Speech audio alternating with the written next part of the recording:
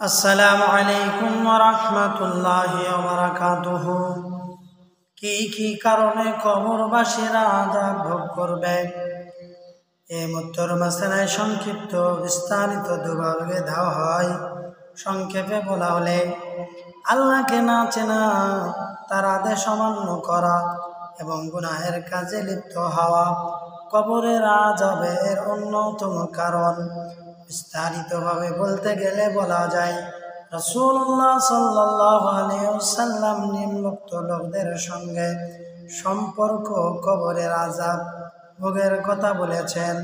তাদের মধ্যে অন্যতম হলো 1 নম্বর কুৎসাকারী ও পরনিন্দক। নাম্বার 2, যে ব্যক্তি পেশাব করা থেকে উত্তম রূপে পবিত্র হয় না। নাম্বার 3, মৃত্যু। নাম্বার 4, জিনাকারী। নাম্বার 5, সুদখোর। এছাড়া অনেকের কথা রাসূলুল্লাহ সাল্লাল্লাহু আলাইহি সাল্লাম উল্লেখ করেছেন। আল্লাহ আমাদেরকে কবরের আযাব থেকে রক্ষা করুন, আমিন।